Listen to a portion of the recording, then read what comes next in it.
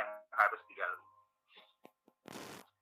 Fokusnya sempit, ya supaya tadi itu tidak terlalu banyak, kalau tidak selesainya bila. Nah, bias struktural dan kurangnya konteks. Oh, si Ano tuh udah pernah melakukan, ngapa saya tanya di angketnya itu dijawab pernah.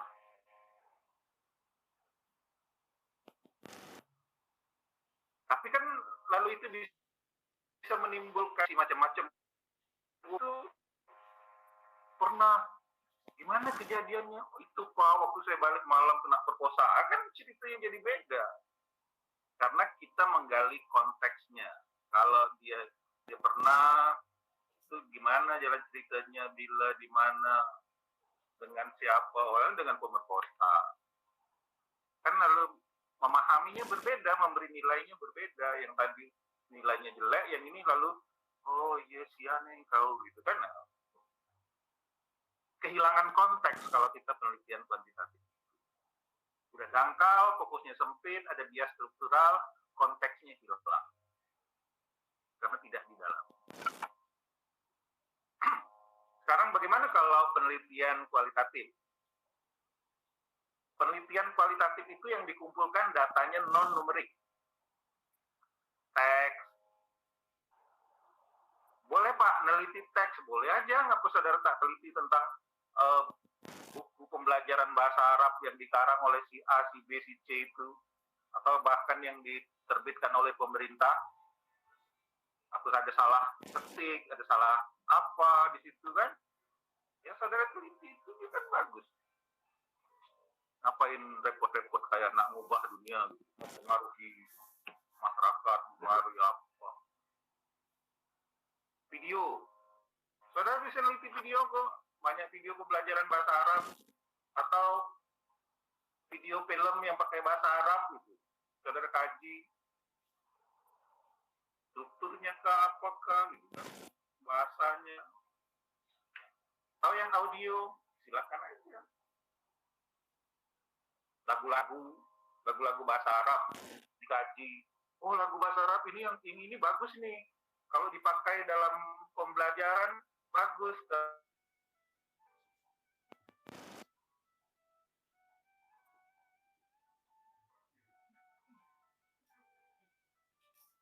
Ada strukturnya, ada boleh untuk memahami konsep pendapat atau pengalaman orang. Nah, tadi konsep pendapat itu berarti kita harus ngomong. Pengalaman bisa kita observasi, bisa juga kita ngomong dengan wanita. Ini dapat digunakan untuk mengumpulkan wawasan yang mendalam. Itu penting. Mendalamnya tadi bukan dangkal. Ya, kalau kebanyakan ya dangkal, pasti tidak bisa dituntaskan. Tapi kalau dikit, ya bisa didalam. Untuk menghasilkan ide baru. Ada ide baru, belajar bahasa Arab tapi pakai lagu. Tapi lagunya memang berisikan materi-materi yang bisa diajarkan dalam bahasa Arab. Entah kalau dalam bahasa Inggris itu greeting, ucapan salam, atau apa.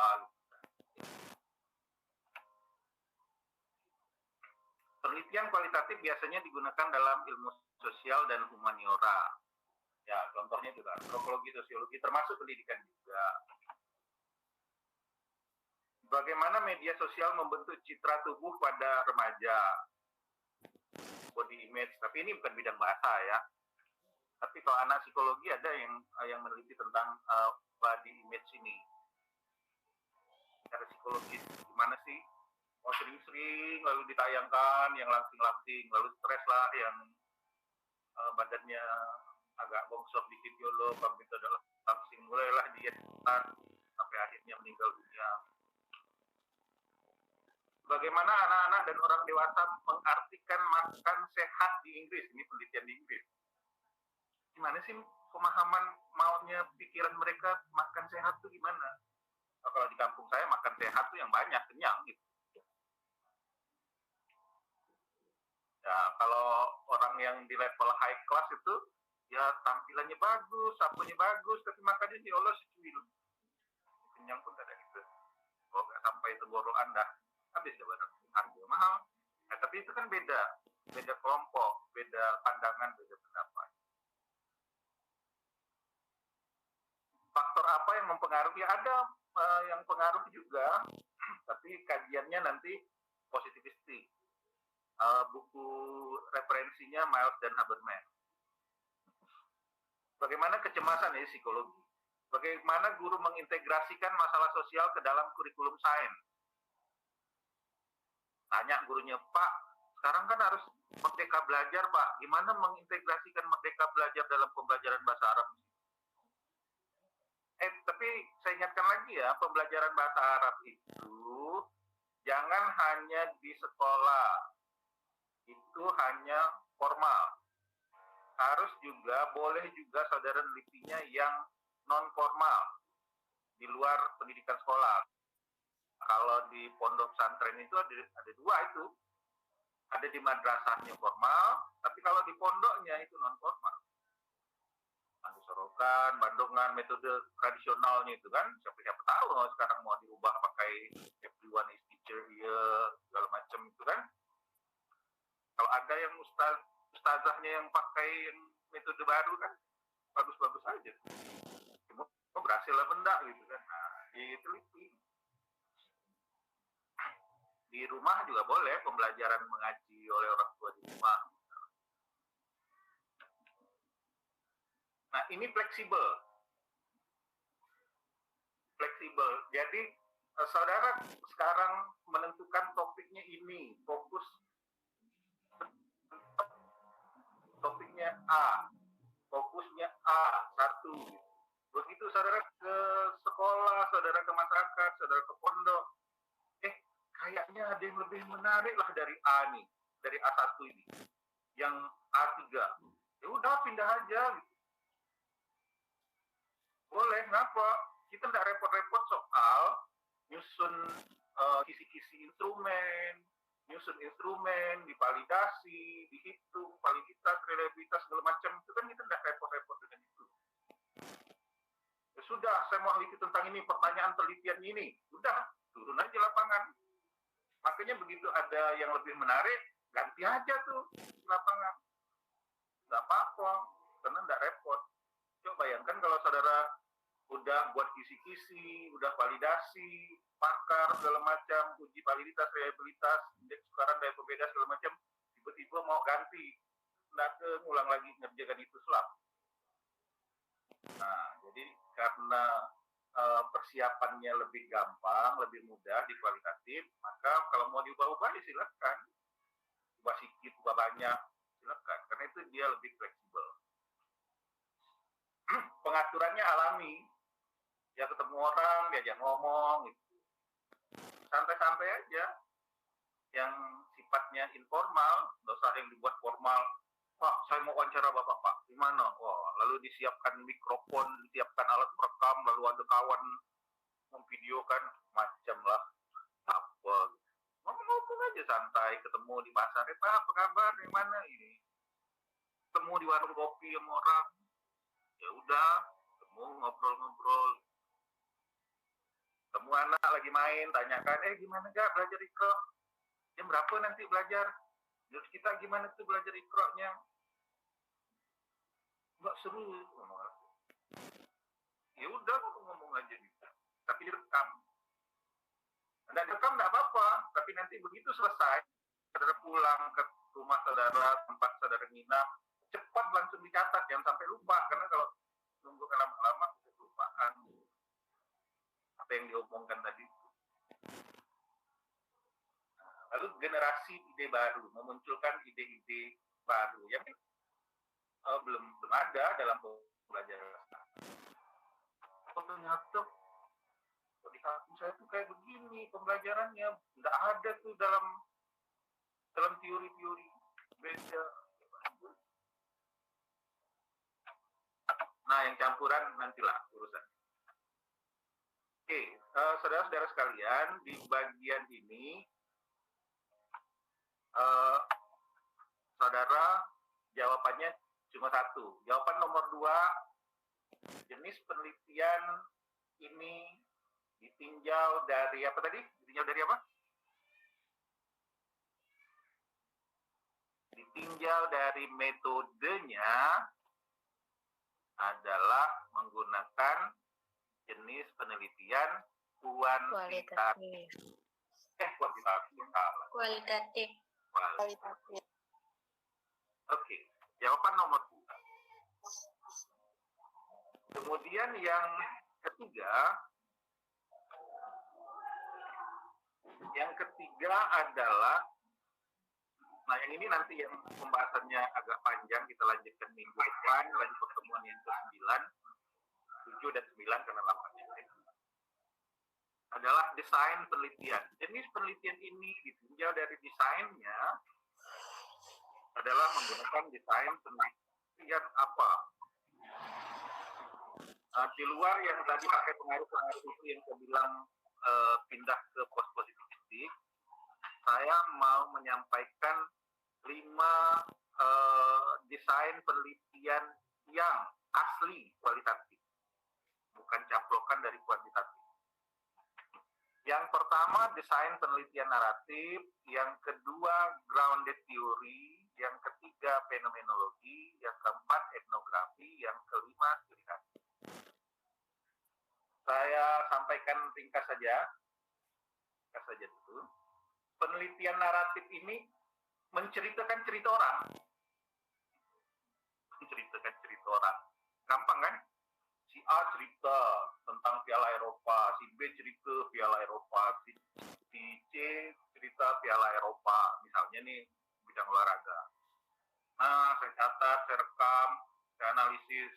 Oh, si A nih ngomongnya tak sesuai data. Masa Piala Eropa dibilang bulan Desember, kan tak lagi. Oh, ini salah informasinya. Oh, ini informasinya akurat. Si B gimana, si C gimana. Wah, ini penggemar berat Inggris kan, karena masuk Liga Champions, dua-duanya finalis. Cerita-cerita orang dianalisis, lalu kemudian dirangkum jadi satu. Jadi menjadi cerita rangkuman oleh kita. Jadi sebenarnya begitu kita sampaikan dalam laporan penelitian, kita menceritakan cerita dari orang, tapi yang sudah kita rangkum, kita analisis, kita kritisi. Nah, kan gampang tuh. Salah satu yang banyak dikerjakan oleh mahasiswa PAI misalnya adalah studi tokoh. Misalnya ada meneliti tentang Maharaja Imam Sambas, pembelajaran fikih oleh Maharaja Imam Sambas. Nah, ditanya orang, Maharaja Imam Sambas itu gimana sih orangnya, lahir bila di mana, cerita. Dia bilang lahirnya tanggal sekian, bulan sekian, tahun sekian, emaknya bilang ini ya kan. Lalu kayaknya murid, kawan, emaknya. Tentulah emaknya yang lebih tahu anak lahir kapan. Jadi yang kalau beda-beda, yang pendapat, yang omongan emaknya yang nanti kemudian dirangkum jadi studi tokoh. Kemudian yang kalau di bahasa bisa juga menggunakan tafsir. Metode tafsir itu kan yang ditafsirkan narasi itu. Narasi Al-Quran. Jadi tafsirnya si A, ya saudara kajilah, bahas. Tafsirnya Al-Ashab, tafsirnya Pak Quraisy Shihab, tafsirnya Jalalain tentang apa misalnya surah An-Nas gitu. Lalu saudara kaji telah satu-satu, nanti kemudian gimana, lalu kemudian konklusi tafsir itu akan itu cerita tafsir. Apakah bahasa Arab tidak terkait dengan tafsir? Ya menurut saya sih terkait sih. Nah, itu penelitian naratif, menceritakan cerita orang. Cerita orang itu bisa cerita dalam bentuk lisan, cerita langsung ke kita, atau dalam bentuk rekaman, audio, bisa bentuk tulisan yang dari buku, dari mana, tadi itu kan bentuknya narasi-narasi tertulis, dan kita baca narasi tertulis tafsir surah An-Nas dari si A, si B, si C, lalu kemudian itu ya silakan. Yang audio visual juga silakan. Mungkin ada video-video pembelajaran bahasa Arab atau ada video-video yang bukan dibuat untuk pembelajaran bahasa Arab tapi bagus untuk dipakai di bahasa Arab. Nah, yang kedua, grounded theory. Nah, kalau grounded theory ini kita harus tentukan dulu bahwa di dalam pembelajaran bahasa Arab ada teori yang masih belum lengkap. Belum cocok dengan kondisi kita. Ada teorinya tapi tak cocok dengan kita. Ada teorinya tapi belum lengkap. Atau bahkan malah belum ada teorinya. Nah, kita mau buat teori baru. Boleh. Saya ketemu dengan orang bule, emang di Jawa, di Jogja. Bukan bulenya Jogja. Kalau di Jogja itu ada bule, ada Pak Le. Ketemu dengan bule lagi, sama-sama saya juga sedang makan gado-gado, saya makan gado-gado. Dia juga pilihnya gado-gado. Nampaknya dia mengurangi makan daging. Kalau saya sih memang hobi aja yang pakai kacang-kacangan begitu. Lalu begitu duduk, saya ajak ngobrol, pakai bahasa Inggris sih. Kan bahasa Arab, kalau bahasa Arab dia tak ngerti, saya tak ngerti. Dia tanya, lagi jalan-jalan di Jogja? Enggak, kata dia lagi riset. Oh, saya bilang dari mana? Dari Skotlandia. Ternyata dia profesor musik. Umurnya 30 lebih, belum sampai 40. Jadi penelitiannya Jogja. Tentang apa? Gamelan. Permainan gamelan yang bagus itu gimana sih? Ayo, carilah teori ya. Dari buku siapa saudara nemu? Gamelan itu ada versinya, ada versi Sundanya, ada versi Jawa Tengahnya, Semarang, Jogja, ada versi Jawa Timurannya. Lalu alatnya kadang beda, larasnya beda, laras lagunya beda antara Sunda sama Jawa. Lalu yang bagusnya gimana? Nah, dia kumpulkan orang-orangnya, pakar-pakar gamelan dari Jogja, Bandung, segala macam. Lalu dikumpulkan, diajak FGD, Focus Group Discussion. Kumpulkan, nah, menurut Anda gimana yang bagus itu gamelan? Menurut saudara gimana? Menurut Bapak gimana? Oh, lalu udah masing-masing ngomong, lalu didiskusikan mereka kan, sambil dia menjadi moderatornya, memoderasinya. Nah, kemudian terakhir dapat kesimpulan. Dia bacakan rangkuman kesimpulannya. Dan itu dia laporkan dalam bentuk laporan riset penelitian bahwa gamelan itu ini, segala macam alatnya beda-beda, tapi bermain gamelan yang bagus itu standarnya adalah ini. Dapatlah teori tentang permainan gamelan yang bagus. Tapi karena memang belum ada teorinya. Kalau saudara ketemukan dalam pembelajaran bahasa Arab ada yang masih belum ada teorinya nih, saudara buat, tanya orang. Ada teorinya Pak, cuma itu kayaknya teori-teori yang cocok untuk di Arab lah, Timur Tengah. Kok di Indonesia kayaknya beda.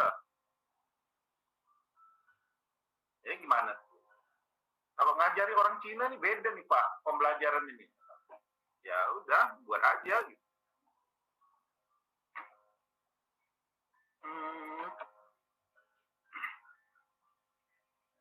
Fenomenologi. Fenomenologi itu jangan diartikan kalau meneliti fenomena, berarti fenomenologi. Kadang-kadang bukan hanya mahasiswa, ada dosen juga tidak ngerti kayak gitu. Oh, saudara kan meneliti fenomena, berarti fenomenologi. Iya Bu, iya Pak, siap. Saya bilang, ini siapa yang bahlul ini kan? Fenomenologi itu penelitian kualitatif yang tujuannya untuk menemukan makna sesuatu bagi partisipan yang kita teliti. Kalau saya tanya misalnya ke orang-orang tua yang belajar pakai metode tuntas gitu, belajar ngajinya, bahasa Arabnya pakai metode SAS. Saya tanya, kenapa sih Bapak udah umuran gini masih nak belajar ngaji? Udahlah Pak, saya tak ngerti. Enggak bisa. Ngaji itu sekarang tuh saya sadar penting sebagai orang Islam. Bagaimana orang Islam kalau nggak bisa ngaji?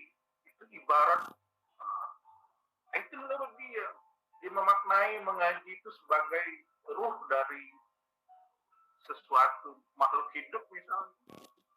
Kalau orang nggak bisa ngaji seperti makhluk yang nggak ada ruhnya, silakan aja. Atau kalau saya meneliti mahasiswa yang seperti saya katakan tadi itu, di riset saya tentang sikap dan perilaku seksual mahasiswa, nanya mereka, apa sih makna melakukan hubungan seksual bagi saudara itu? Ada yang jawab, suka-suka aja Pak, gitu kan. Astagfirullahaladzim. Tapi menurut dia begitu.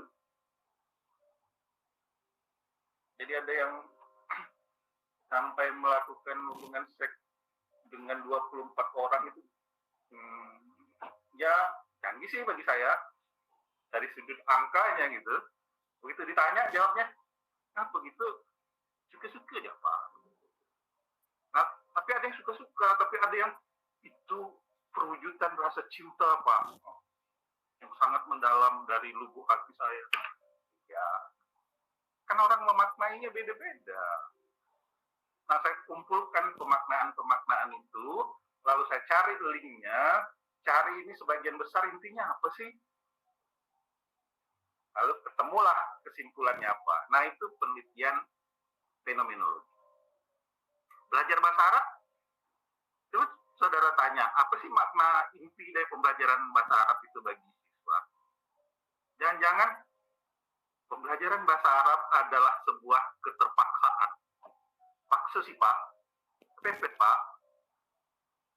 Jangan-jangan juga mahasiswa yang saya ajar sekarang mata kuliah metodologi penelitian kualitatif, kenapa dirimu masuk ke PBR itu ngapain sih? Sudah tak lulus mana misalnya kan, biar gampang lulusnya karena kok yang lain susah. Macam-macam jawaban. Makna pilihan itu bagi setiap orang ya silakan saudara teliti. Kalau saudara ngacunya itu berarti penelitian saudara adalah penelitian dengan desain fenomenologi.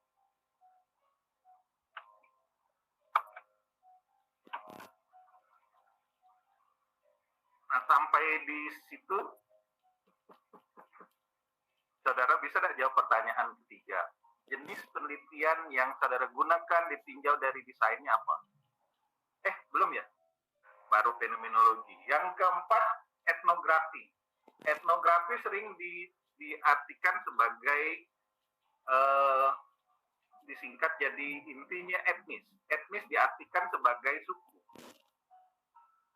Jadi kalau penelitian bahasa Arab, pengucapan huruf tertentu dalam bahasa Arab oleh Muslim Tionghoa misalnya, susah nyebut pro itu kan. Kalau ya sempat juga Pak Presiden malah ya orang Jawa, alhamdulillah rabbil alamin, dia ngalamin gitu kan ya, karena kental dialek Jawa ya. Nah gimana? Orang Cina susah nyebut R gitu kan, orang Jawa susah nyebut apa, yang Melayu mungkin apa. Nah, apakah penelitian etnografi hanya terkait dengan suku-suku itu aja tadi? Tidak. Etnis itu adalah kelompok tertentu. Misalkan kalau saudara di bahasa Arab, coba saudara teliti apakah kelompok-kelompok tertentu pembelajaran kemampuan bahasa Arabnya lebih bagus dari kelompok lain.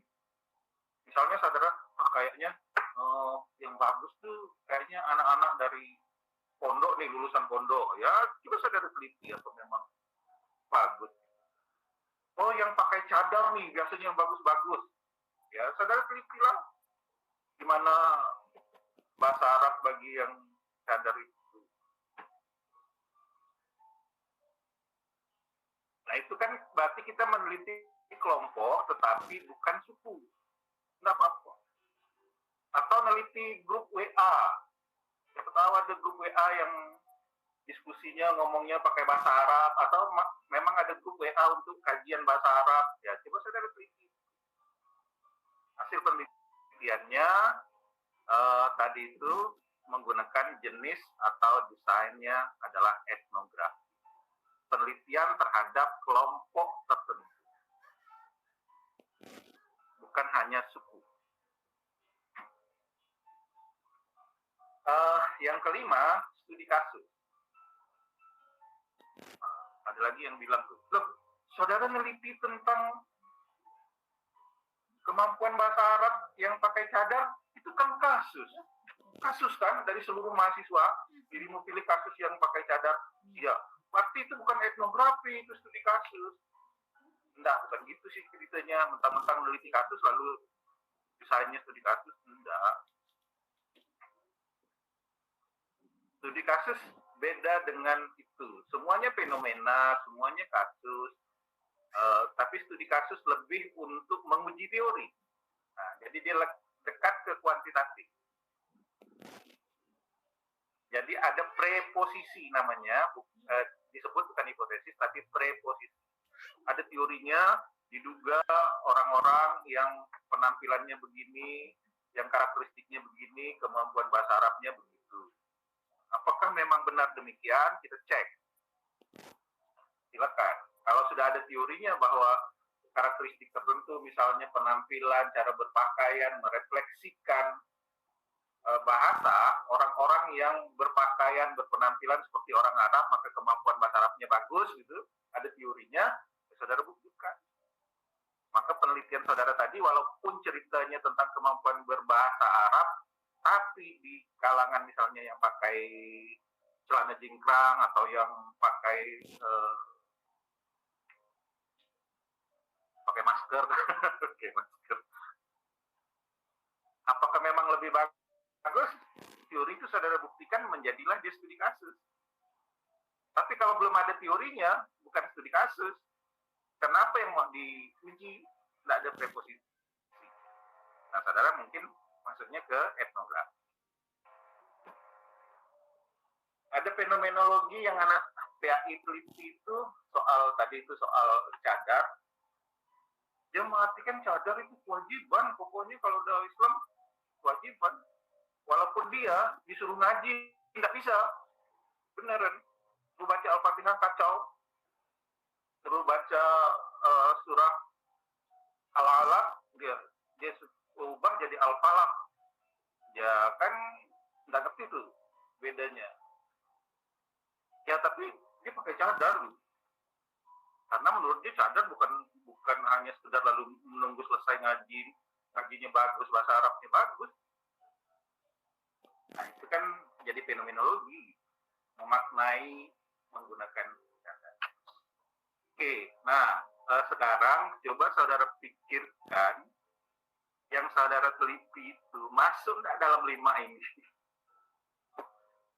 Kalau tidak, saya khawatir itu memang bukan penelitian kualitatif harusnya. Nah, bagian ini lewatkan dulu. Kalau saudara masih jawabnya salah-salah, dapat dipahami.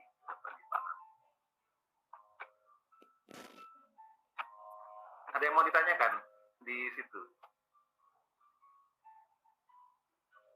Tidak. Ya, ini alhamdulillah, nah, udah nyala juga saya. Jangan-jangan ada yang keluar itu kan dari Saputra.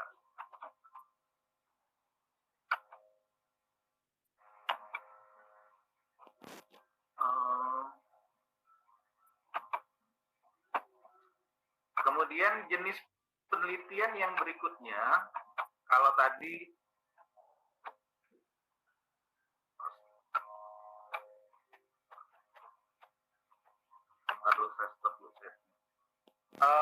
tadi yang sudah kita omongkan adalah jenis penelitian ditinjau dari apa tadi?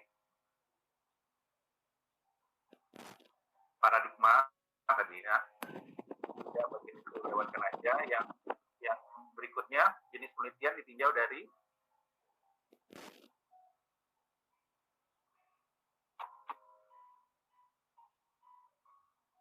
apa tadi?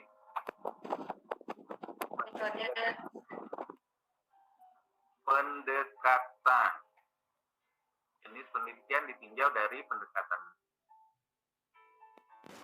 Ini kan pedagogi dan linguistik. Yang kedua, penelitian ditinjau dari metodenya. Saudara harus menggunakan kualitatif.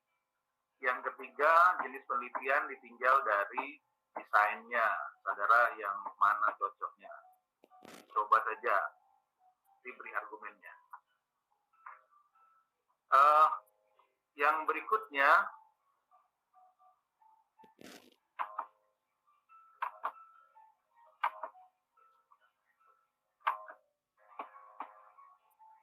jenis penelitian ditinjau dari tujuan. Jenis penelitian ditinjau dari tujuan terdiri dari dua jenis, yaitu jenis penelitian dasar dan jenis penelitian terapan. Apa yang dimaksud jenis penelitian dasar? Yaitu penelitian yang bertujuan untuk mendapatkan pemahaman yang lebih baik tentang subjek, fenomena, atau hukum dasar alam. Jenis penelitian ini terutama difokuskan pada kemajuan pengetahuan dibanding memecahkan masalah tertentu. Jadi, dia lebih sifatnya ke teori. Membangun teori, mengembangkan teori, itu penelitian dasar basic. Nah, kalau yang applied terapan adalah tujuannya untuk mengetahui, untuk mendapatkan kondisi praktis lapangan. Menjawab pertanyaan spesifik yang ditujukan untuk memecahkan masalah praktis. Tadi dapat masukannya untuk memecahkan masalah praktis di bidang pembelajaran membaca Al-Quran dengan metode Iqra tadi di kampung, di desa apa tadi. Nah, itu termasuk applied. Tapi kalau saudara nantinya menggunakan desain apa tadi itu yang teori?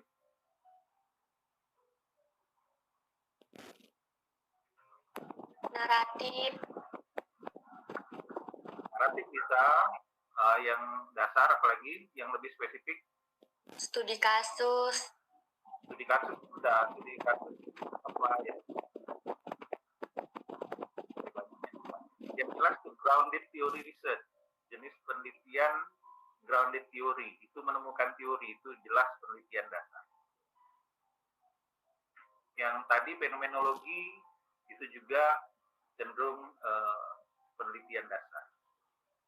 Yang banyak penelitian terapannya itu di studi kasus. Nah, saudara masuk penelitian yang mana? Yang saudara bahas itu apakah menghasilkan teori atau bukan? Kalau iya, berarti penelitian dasar. Oh, enggak Pak, ini untuk pengkajian ini untuk memberikan solusi terhadap masalah praktis di lapangan. Ya udah, itu penelitian terapan. Ada yang mau diskusikan tentang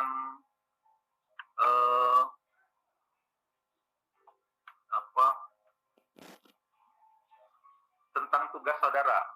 Kalau untuk topik saudara, kira-kira yang mana? Tadi ini tentang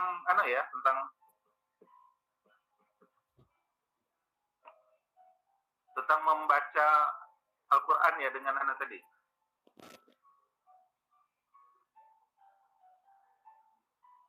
Halo? Halo Pak. Ini tadi tentang metode Iqra kan? Iya Pak. Ya, pembelajaran dengan menggunakan metode Iqra di desa mana tadi itu. Nah, itu penelitian dasar atau penelitian terapan? Itu masalahnya teoritis atau masalah praktis? Nampaknya lebih ke praktis, Pak. Ya, oke. Berarti jawaban tugasnya nanti ditinjau dari tujuannya, maka penelitian ini termasuk kepada jenis penelitian terapan. Karena lebih cenderung mengatasi persoalan praktis di lapangan. Alfa kayaknya mesti ngedit topiknya dulu. Yang lain?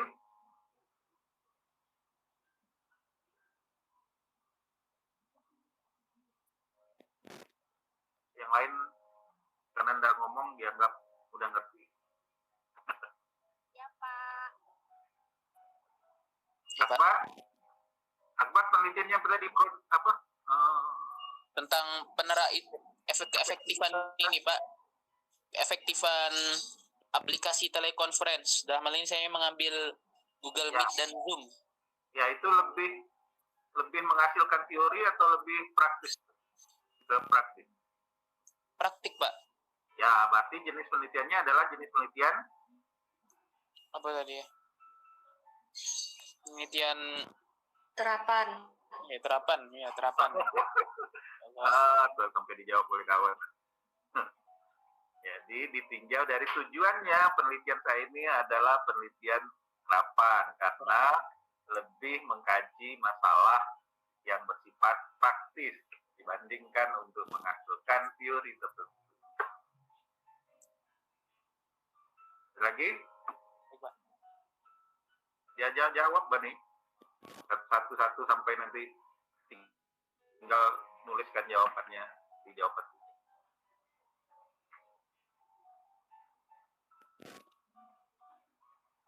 Oke, kalau tidak ada kita lanjutkan. Jenis penelitian ditinjau dari tempatnya. Yang paling banyak penelitian sosial itu biasanya dilakukan di lapangan, bukan lapangan sepak bola. Field research, bahasa Inggrisnya field research. Nah, bahasa Arabnya apa, saudara cari sendiri. Kalau kita menelitinya di perpustakaan, namanya penelitian perpustakaan atau library research. Kalau menelitinya di laboratorium, namanya library research. Kalau menelitinya di ruang kelas, namanya classroom research. Kalau menelitinya di klinik, namanya clinical research. Nah, itu jenis penelitian. Kita balik cerita. Kalau Windy, penelitiannya mana nih? Lapangan, perpustakaan, laboratorium, ruang kelas, klinik, pantai, atau Classroom research. classroom ya? Berarti pembelajaran ikrahnya memang ada tempatnya gitu ya? Kayak di masjid? Iya, Pak. Oke. Seperti kayak di gedung-gedung itu yang udah dibuatkan pemerintahan desa. Ruang untuk belajar ya? Biasanya kan kalau di masjid ada ruangan untuk belajar. Ada meja-mejanya. Akbar? Bilang. Iya, Pak. Dirimu penelitian yang mana nih jenis penelitiannya? Penelitian lapangan, penelitian perpustakaan, laboratorium, ruang kelas, klinik, dan lain-lain. Yang mana? Klasikal, Pak. Apa ruang kelas? Oh ya, efektivitas ya, pembelajaran yang di kelas ya? Betul, Pak. Oke. Terapas memang ada yang datang secara pribadi juga sih di beberapa sekolah. Berapa MTS itu, Pak? Ya, jadi classroom research. Cuma ada yang agak mirip dengan dia nih. Classroom action research. Nah, dirimu nanti kalian kalau dia pakai action research, berarti kita menawarkan sesuatu, kita cobakan di situ. Tapi kan enggak dalam bentuk kayak gitu kan, kayak eksperimen gitu kan. Saya terapkan ini, kira-kira hasilnya bagus enggak, apa efektif atau enggak. Saya khawatir nih Akbar nih, jangan-jangan kalau di situ belum pernah pakai A tadi itu, lalu dicobakan di kelas itu A tadi, lalu kemudian dilihat apakah efektif atau enggak. Nah, itu jadi classroom-nya ditambahin action, classroom action research. Siapa? Tapi kalau di situ sudah biasa digunakan, nah itu jangan aku buat classroom action research. Classroom research aja. Oke, itu ya. Mendapat contoh dari 2 orang. Kemudian kita lihat lagi jenis penelitian ditinjau dari sifat uraiannya. Ada 3. Pertama, deskriptif. Hanya mendeskripsikan aja. Hasil penelitian saudara itu cuma dideskripsikan saja. Tanya, deskripsikan. Tapi ini bagian yang sebaiknya saudara hindarilah, karena kurang bagus. Penelitian yang kualitatif yang diharapkan adalah yang eksploratif. Dieksplor, digali, didalami. Oh ini tak efektif, ngapa tak efektif? Apa sebabnya? Apakah karena ini, apa karena itu, apa? Jadi tanyakan. Nah, sehingga uraiannya, jadi uraiannya itu detail.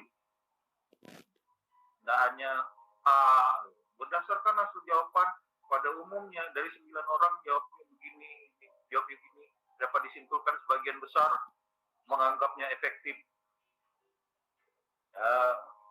Cuma gitu aja, jadinya dangkal kayak kuantitatif.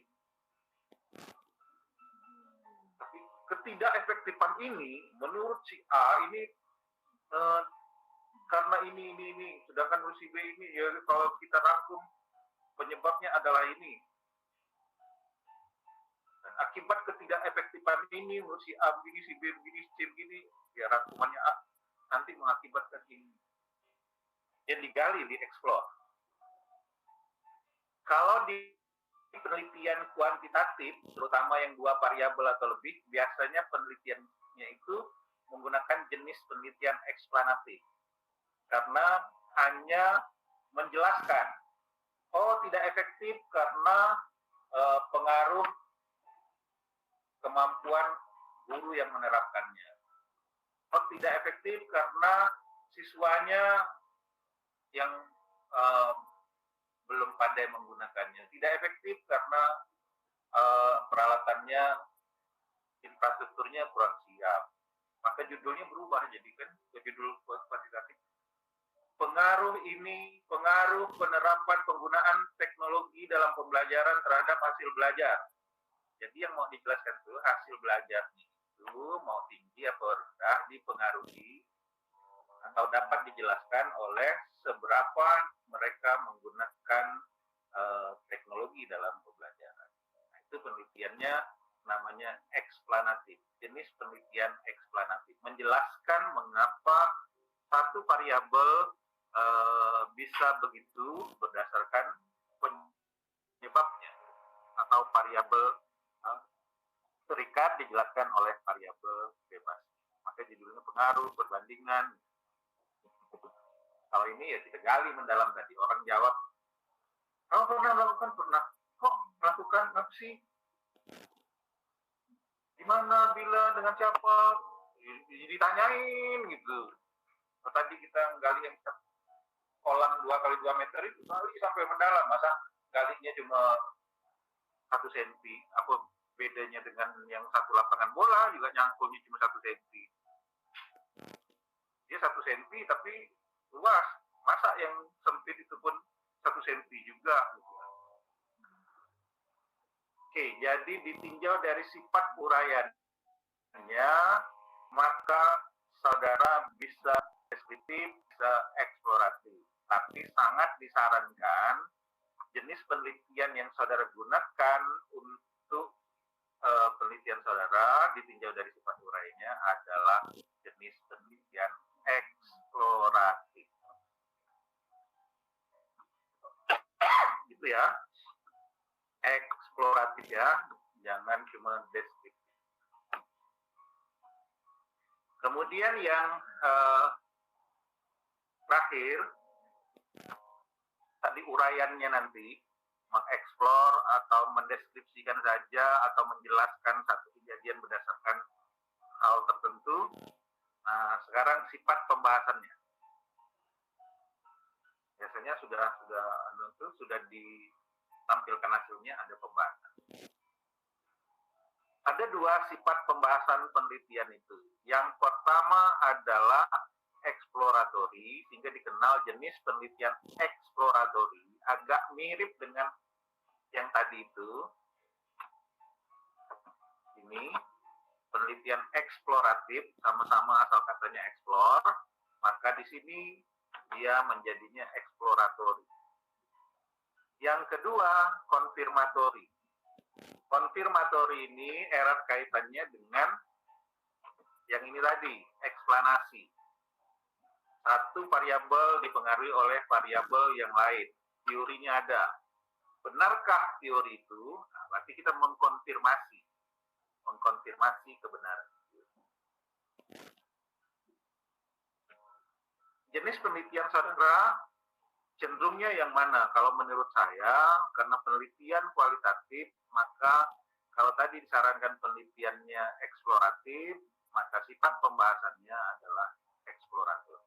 Apa itu penelitian eksploratori? Adalah tahap proses penelitian yang bertujuan menghubungkan ide-ide untuk mengungkap mengapa dari hubungan sebab akibat boleh yang potensial terjadi ketika para peneliti mulai memahami yang sebenarnya mereka amati itu apa.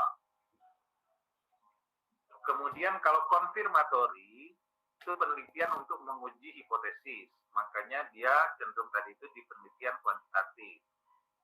Dari sifat uraiannya eksplanasi. Adalah tempat peneliti memiliki gagasan yang cukup bagus tentang apa yang terjadi. Artinya, peneliti memiliki teori dan tujuannya untuk mengetahui teori itu apakah sesuai atau didukung data atau tidak di tempat penelitian. Jadi teorinya sudah ada, cuma dibuktikan teori itu berlaku tidak di tempat kita, nah itu konfirmatori. Sifat uraiannya eksplanasi. Tapi kalau teorinya belum ada, kita harus menggali, mengeksplor. Nah, di sifat pembahasannya disebut konfirmatori, di sifat uraiannya disebut dengan eksplorasi. Nah, deskriptif gimana Pak? Deskriptif cuma mendeskripsikan aja. Bisa sedikit ke konfirmasi, sedikit ke eksplorasi. Cuma dangkal di dua-duanya. Karena dia sifatnya kalau deskriptif itu di kuantitatif hanya satu variabel, tidak menguji hipotesis. Di kualitatif juga dia tidak mendalam. Hanya kalau pertanyaannya 10, dijawab 10, ya sudah itu aja. Padahal kalau mendalam pertanyaannya 10 bisa berkembang jadi 200 pertanyaan. Karena ditanyakan terus. Kayak orang menginterogasi. Ada orang diinterogasi polisi, ditangkap jam 10 pagi, besok jam 5 subuh baru dilepas. Begitu keluar ditanya wartawan, berapa pertanyaan? 4. Nah, coba saudara bayangkan, dari jam 10 pagi sampai jam 5 subuh baru keluar, berapa jam itu? Hanya ditanyakan 4 pertanyaan. Kalau cuma nanyanya cuma pakai satu, apakah saudara mencuri? Tidak. Apakah saudara berada di mana? Kemarin saya berada di sini. Dengan siapa saudara jam sekian itu? Dengan si A. Lalu kemudian lagi 1 gitu 4 jam itu sih 5 menit selesai. Tapi enggak sampai jam 5 subuh. Apakah saudara tidak membunuh si A? Tidak. Loh kalau saudara bisa bilang begitu, tapi kan ini buktinya begini. Oh itu Pak, karena ini kemarin saya ada di sini. Mana buktinya? Dengan siapa? Ayo coba telepon. Nah, jadinya panjang sampai jam 5 subuh. Padahal awalnya cuma disiapkan 4 pertanyaan, tapi beranak cicit itu pertanyaan. Oke, jadi dari apa yang saya sampaikan, mudah-mudahan saudara punya gambaran untuk menjawab tugas yang diberikan di bagian akhir, yaitu berdasarkan fokus pertanyaan dan tujuan penelitian, tentukan jenis penelitian yang akan kamu lakukan ditinjau dari pendekatan apa tadi, lalu metodenya apa. Kalau pendekatan tadi wajibnya linguistik dan pedagogi. Metodenya apa? Kualitatif. Desainnya apa? Oh saya naratif Pak. Oh saya etnografi Pak. Ya, silakan. Ditinjau dari tujuannya apa, penelitian dasar atau tujuan terapan. Kayaknya tadi tujuan terapan yang lebih banyak. Tempatnya di mana? Tadi berdua classroom, bisa juga penelitian di lapangan, di masyarakat. Sifat uraiannya ya diharapkan eksploratif. Sifat pembahasannya tentunya kalau eksploratif, eksplorator. Itu ada yang mau ditanyakan? Tidak, Pak. Oke ya. Nah, yang lain-lain kayak apa nanti diskusikan lagi, pikirkan. Nanti kalau dapat ide yang ya beri saya di WA biar kita diskusikan via WA gitu ya. Nah, yang lain juga. Kalau itu udah clear baru lebih mudah menentukan ini tadi, pendekatan metode desain tujuan tempat sifat uraian dan pembahasan. Baik, saudara-saudara sekalian, untuk hari ini cukup sekian. Mudah-mudahan apa yang kita lakukan, kerjakan hari ini dihitung sebagai amal ibadah oleh Allah Subhanahu wa taala dan mendapatkan balasan yang berlipat ganda kebaikan. Mari kita tutup dengan sama-sama mengucapkan kepada Allah. Alhamdulillah. Ya, yang saudara, mohon maaf atas segala hal-hal yang kurang pas, kurang berkenan, yang salah-salah. Tapi kalau dia, assalamualaikum warahmatullahi wabarakatuh. Assalamualaikum warahmatullahi wabarakatuh. Keren, Pak. Halo. Win, ngapa muka kau ndak santai, Win?